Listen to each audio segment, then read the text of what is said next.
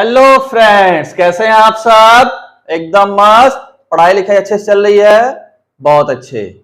तो आ गया हूं मैं लेकर class 12 biology chapter number 2 sexual reproduction in flowering plant का लेक्चर नंबर 3। आज का हमारा टॉपिक है फीमेल रिप्रोडक्टिव पार्ट। क्या पढ़ना हमें? Female reproductive part. फ्लावर में जो फीमेल रिप्रोडक्टिव पार्ट होता है उसे बोलते हैं पिस्टिल। क्या बोलते हैं?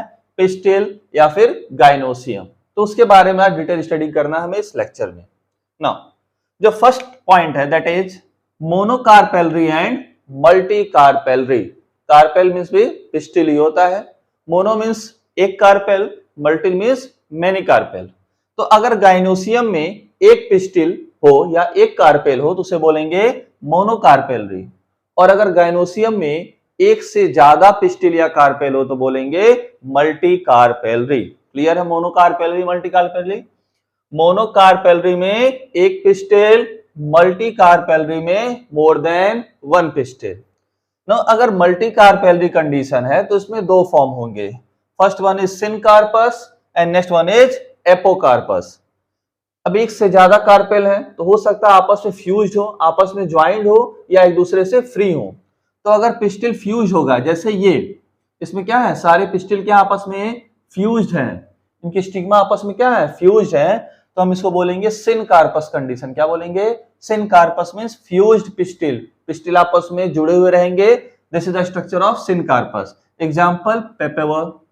ठीक है। Now what is apocarpous? Free pistil. इसमें पिस्टिल एक दूसरे से फ्री होते हैं। Example is this Michelia. Michelia में एपोकार्पस कंडीशन होता है। तो monocarpellary means one pistil, multi carpellary means more than one pistil. Multi carpellary में दो कंडीशन, सिनकार्पस या apocarpous. Syncarpous means fused pistil, pistil आपस में ज्वाइन रहेंगे। Apocarpous means free pistil, pistil एक दूसरे से फ्री रहेंगे। क्लियर है? इसका एग्जांपल पेपेवर, इसका एग्जांपल मिकेलिया। ठीक है, नोट कर लो। हो गया बच्चों। Now next topic is structure of pistil. क्या पढ़ना हमें? पिस्टिल का स्ट्रक्चर। तो पिस्टिल के पास मेनली तीन कंपोनेंट्स होते हैं, तीन पार्ट होते हैं। First one is stigma, second one is style and third one is ovary. Stigma style मारता है किसको देख के? ओवरी को देख के। Stigma, style, ovary, there are the three part of pistil. Now what is stigma? Landing platform for pollen grain. Pollen grain को एक लैंडिंग प्लेटफॉर्म प्रोवाइड करता है। मींस पॉलन ग्रेन कहीं से आया, पॉलन ग्रेन आया कहीं से, तो पॉलन ग्रेन आके कहां पे लैंड करेगा? स्टिग्मा पे। कहां पे लैंड करेगा? स्टिग्मा पे। तो stigma provides the landing platform for pollen grain. Now second part is style. Elongated slender part, एक लंबा और चपटा पार्ट होता है जो किसके बाद आता है? स्टिग्मा के बाद आता है। ये क्या करता है? स्टिग्मा को सपोर्ट करता है। क्लियर है? Now third part is ovary. Ovary is Bansal. Bansal means सबसे लास्ट पार्ट, सबसे नीचे वाला पार्ट। बल्ज पार्ट मींस उभरा हुआ पार्ट है। ठीक है, फुला हुआ उभरा हुआ पार्ट है कौन सा? ओवरी। तो this is the structure of pistil. Draw it.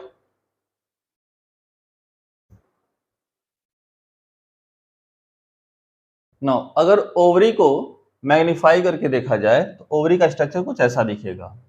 Ovary के अंदर जो खाली स्पेस दिख रहा है आपको, दिस स्पेस, इस स्पेस को बोलते हैं ओवेरियन कैविटी। क्या बोलते हैं? ओवेरियन कैविटी बोलो, या इसका दूसरा नाम है लॉक्यूल। क्या बोलते हैं? लॉक्यूल। ओवेरियन कैविटी या लॉक्यूल। ओवरी के अंदर जो खाली space that is ovarian cavity और लॉक्यूल। जो ओवरी की वॉल होती है वहां से अराइज होता है क्या? प्लेसेंटा। कौन अराइज होता है? प्लेसेंटा। और प्लेसेंटा से अटैच रहता है ओब्यूल या फिर मेगा स्पोरेंजिया। ओब्यूल बोलो या मेगा स्पोरेंजिया। तो ओवरी के अंदर ओब्यूल, ओब्यूल किससे अटैच होता है? प्लेसेंटा से। प्लेसेंटा कहां से अराइज होता है? ओवेरियन वॉल से। जो खाली स्पेस है दैट इज लॉक्यूल और ओवेरियन कैविटी। क्लियर है? बना लो। हो गया बच्चों। Now next topic is structure of mega sporangium और ओब्यूल। ओब्यूल का स्ट्रक्चर कैसा होता है उसकी डिटेल स्टडी करनी है। ठीक है ना? आइए देखते हैं मेगा स्पोरेंजियम या ओब्यूल का स्ट्रक्चर कैसा होता है। ठीक है, this is the structure of ovule. And which type of ovule? Anatropous ovule, जो हमारे एनसीईआरटी में, जो हमारे एनसीईआरटी के सिलेबस में है, that is anatropous ovule.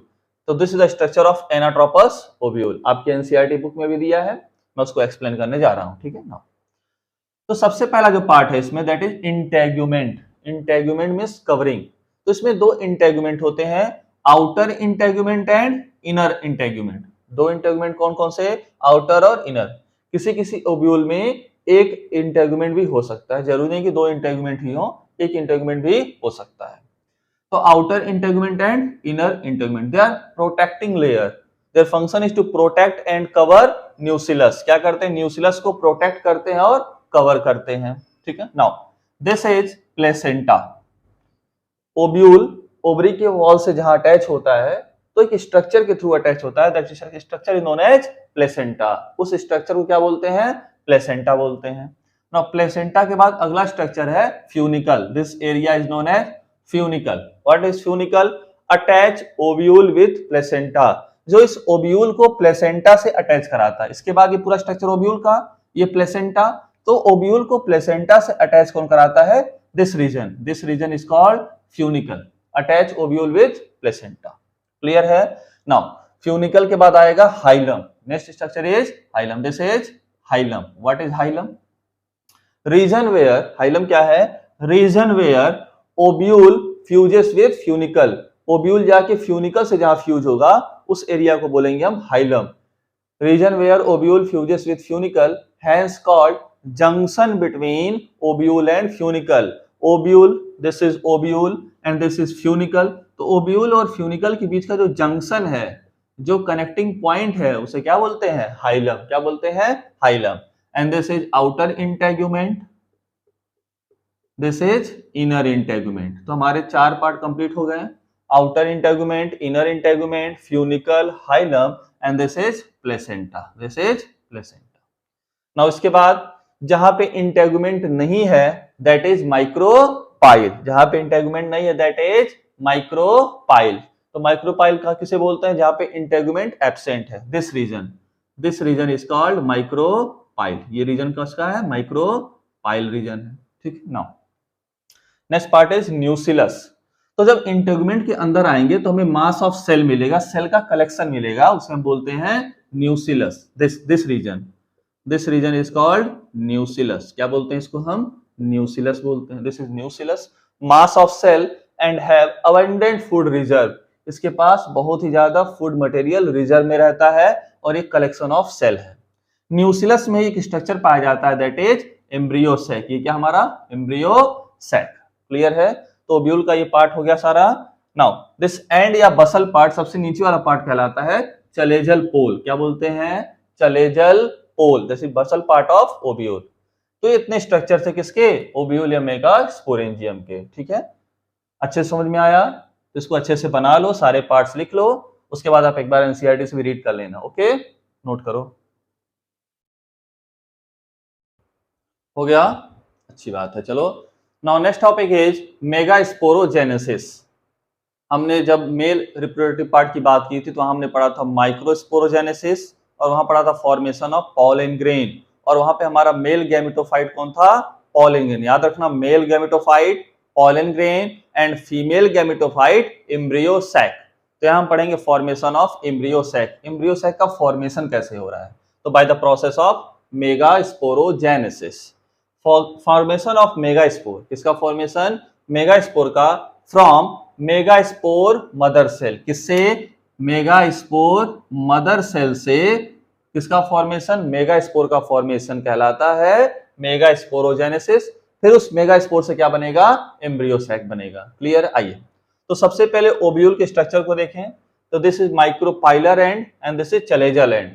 Anatropous ovule है, उसके अंदर का part, outer integument, inner integument, सबको हटा के जो देखा जाए तो मेनली दो पार्ट का इंपॉर्टेंस है, न्यूसिलस और megaspore mother cell. This is nucellus. याद है पिछले लेक्चर में, इसी लेक्चर में भी, इसके पहले हमने क्या पढ़ा, न्यूसिलस के बारे में पढ़ा, जो मास ऑफ सेल था, जिसके पास अबंडेंट रिजर्व फूड मटेरियल था, और उसके अंदर क्या था, एम्ब्रियो सैक था। तो एम्ब्रियो सैक का फॉर्मेशन कैसे हुआ वही पढ़ना इस प्रोसेस में। तो ये हमारा megaspore mother cell, that is MMC. इसमें क्या होगा, मेयोसिस। क्या होगा, मेयोसिस। और मेयोसिस में आपको पता है पहले 2 सेल बनते, फिर 2 से 4, तो एट लास्ट कितने सेल बनते हैं? 4 सेल का फॉर्मेशन होता है। तो जब मेयोसिस फर्स्ट होगा तो 2 सेल बनेंगे, इसको बोलेंगे हम megaspore dyad. Dyad means collection of 2, megaspore dyad बनेगा। फिर मेगास्पोर डायड में फर्दर मेयोटिक 2 होगा तो क्या होगा? मेगास्पोर टेट्राड का फॉर्मेशन होगा। याद है वहां पे माइक्रोस्पोर टेट्राड का फॉर्मेशन हो रहा था मेल पार्ट में, यहाँ पे मेगास्पोर टेट्राड का फॉर्मेशन हो गया। This is 1 2 3 and 4 cells are form. Now megaspore tetrad का फॉर्मेशन हो गया तो इन 4 में से 3 मेगास्पोर डीजनरेट हो जाएंगे, खत्म हो जाएंगे, और सिर्फ एक मेगास्पोर फंक्शनल होगा और वही डेवलप होगा किसमें? एम्ब्रियो से क्या? फीमेल गैमेटोफाइट में। Only 1 megaspore become functional and develop into female gametophyte. ये 3 क्या हो जाएंगे? खत्म, 1 2 3 खत्म, सिर्फ एक डेवलप होगा किसमें? एम्ब्रियो सैक में। और जब एक मेगास्पोर से एम्ब्रियो सैक का फॉर्मेशन होता है तो ऐसे प्रोसेस को बोलते हैं मोनोस्पोरिक डेवलपमेंट। क्या बोलते हैं? Monosporic development. एक स्पोर से एम्ब्रियो सैक तो मोनोस्पोरिक डेवलपमेंट। क्लियर है? तो this is the process of megasporogenesis. ठीक है, नोट कर लो। हो गया बच्चों। Now next topic is formation of embryo sac. इससे पहले हमने पढ़ा कि मेगास्पोर मदर सेल में मेयोसिस डिवीजन हुआ और लास्ट में जाके मेगास्पोर टेट्राड का फॉर्मेशन हुआ, और मेगास्पोर टेट्राड में 3 मेगास्पोर डिजनरेट कर गए और एक मेगास्पोर कहलाया फंक्शनल मेगास्पोर, जिससे एम्ब्रियो सैक का फॉर्मेशन हुआ। तो उस फंक्शनल मेगास्पोर से कैसे एम्ब्रियो सैक का फॉर्मेशन हुआ उस प्रोसेस को हम पढ़ेंगे। उसी का ये क्या है? कंटिन्यूटी है। ये फंक्शनल मेगास्पोर आया, उससे एम्ब्रियो सैक बना, तो वो कैसे बना आइए देखते हैं। This is functional megaspore. बाकी 3 क्या कर गए? डिजनरेट कर गए, तो एक बचा जिसे हमने बोल दिया फंक्शनल मेगास्पोर, और इसी से क्या बनेगा? एम्ब्रियो सैक बनेगा। तो पहले इसमें होगा माइटोसिस डिवीजन। क्या होगा? Mitosis division. और ये सारे mitosis division free nuclear division होंगे। कैसे डिवीजन होंगे? Free nuclear division means cell wall का फॉर्मेशन नहीं होगा इसमें, ठीक ना? जिसको हम बोलते हैं फ्री न्यूक्लियर डिवीजन। याद रखिएगा, इंपॉर्टेंट पॉइंट है कि during the process of embryo sac formation mitosis division is free nuclear. कैसा? Free nuclear. फ्री न्यूक्लियर मतलब there is no formation of cell wall. Cell wall का फॉर्मेशन नहीं होने वाला। क्लियर है? तो जब this is nucleus, functional megaspore cell है तो उसके अंदर न्यूक्लियस होगा, उसमें माइटोसिस होगा, तो पहले माइटोसिस में बनता है 2 न्यूक्लिएटेड एम्ब्रियो सैक। एक ऐसा एम्ब्रियो सैक बनता है जिसमें 2 न्यूक्लियस, 2 न्यूक्लिएटेड। फिर फर्दर माइटोसिस होगा तो 2 से 4 न्यूक्लिएटेड, फिर माइटोसिस होगा तो 4 से 8 न्यूक्लिएटेड। जब 8 न्यूक्लिएटेड स्टेज तक पहुंच जाता है तो उनका अरेंजमेंट स्टार्ट होता है। क्या स्टार्ट होता है? Arrangement of cell in embryo sac. अब एम्ब्रियो सैक में उनका अरेंजमेंट, तो micropylar end end this is chalazal end. याद रखिएगा, this is micropylar, this is chalazal. Micropylar end पे सिनर्जिड्स बनेंगे। क्या बनेंगे? सिनर्जिड्स। तो 8 न्यूक्लियस हैं, 3 का अरेंजमेंट यहाँ पे, 3 यहाँ पे 6 और 2 का अरेंजमेंट यहाँ पे 8। This 2 cells are called synergids. क्या बोलते हैं इनको? सिनर्जिड्स। सिनर्जिड्स हमेशा किधर होते हैं? माइक्रोपाइलर एंड पे। और सिनर्जिड्स से लगा हुआ एक और स्ट्रक्चर है, दैट इज एग सेल। क्या बोलते हैं? Egg cell. सिनर्जिड्स में ही एक स्ट्रक्चर पाया जाता है, that is filiform apparatus. Synergids में ही, याद रखिएगा, सिनर्जिड्स में ही एक स्ट्रक्चर पाया जाता है जिसका नाम है filiform apparatus. Special cellular thickening, उसी सेल की थोड़ी सी स्पेशल थिकनिंग होती है जिसे हम बोलते हैं फिलीफॉर्म अपैरेटस।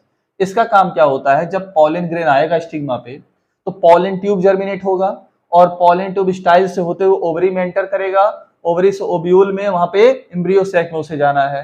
तो एम्ब्रियो सैक में पहुंचने का रास्ता किधर से होगा? सिनर्जिड प्रोवाइड कराएगा through filiform apparatus.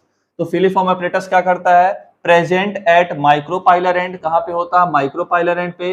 And guide the entry of pollen tube. Pollen tube की एंट्री को गाइड करता है, रास्ता दिखाता है, कहां जाने के लिए? सिनर्जिड्स में आने के लिए। तो अगर आपसे कोई पूछे कि पॉलन ट्यूब को रास्ता कौन दिखाता है, कौन गाइड करता है, कौन बताता है किधर जाना है, that is filiform apparatus. Now एक सेल बीच में होगा, दैट इज सेंट्रल सेल। नाम से पता चल रहा है सेंट्रल सेल, और इसके अंदर 2 पोलर न्यूक्लियाई होंगे, मींस सिंगल सेल 2 न्यूक्लियस, ठीक है, दैट इज सेंट्रल सेल। और चलेजल एंड पे 3 सेल्स होंगे, दैट आर एंटीपोडल्स। क्या बोलेंगे? एंटीपोडल्स। अब देखो सेल कितने काउंट करो, 1 2 3 4 5 6 7, this is 7 celled and nucleus count करो, 1 2 3 4 5 6 7 8, 8 न्यूक्लिएटेड स्टेज। क्या बोलते हैं इसको? 7 celled and 8 nucleated stage. 7 cell और 8 न्यूक्लियस होते हैं एक टिपिकल एंजियोस्पर्मिक एम्ब्रियो सैक में। क्लियर है? तो this is the complete process of embryo sac formation. उम्मीद है आपको समझ में आया होगा अच्छे से। एक बार एनसीईआरटी से भी पढ़ना ताकि चीजें ज्यादा क्लियर हो जाएं। नोट करो। Now come to the next point, that is ploidy of some part. जो अभी तक हमने जितना स्ट्रक्चर पढ़ा उनकी क्या क्या प्लॉइडी है जो एग्जाम में पूछे जाते हैं, प्लॉइडी के बारे में बात करते हैं। सबसे पहले सेल ऑफ न्यूसिलस। जो न्यूसिलस सेल उसकी प्लॉइडी क्या है? 2n, मींस इस पे डिप्लॉयड नंबर ऑफ क्रोमोसोम हो, ये डिप्लॉयड होगा, ठीक ना। उसके बाद second one is megaspore mother cell, ये भी क्या होगा? डिप्लॉयड, इसकी प्लॉइडी क्या होगी? 2n। और थर्ड इज फंक्शनल मेगास्पोर, जिससे एम्ब्रियो सैक का फॉर्मेशन होना है, दैट इज n। तभी तो माइटोसिस डिवीजन हो रहा था। इसके पहले जो प्रोसेस पढ़ा हमने फंक्शनल मेगास्पोर से एम्ब्रियो सैक का प्रोसेस में माइटोसिस हो रहा था ताकि haploid number of chromosome he transfer हो, ठीक है। तो ये भी क्या होगा? हैप्लॉइड होगा। और एम्ब्रियो सैक भी क्या होगा? हैप्लॉइड होगा। Clear? This is the ploidy of some part. तो आज के लेक्चर को यहीं पे एंड करते हैं। उम्मीद है आपको सारे टॉपिक्स अच्छे से समझ में आए होंगे।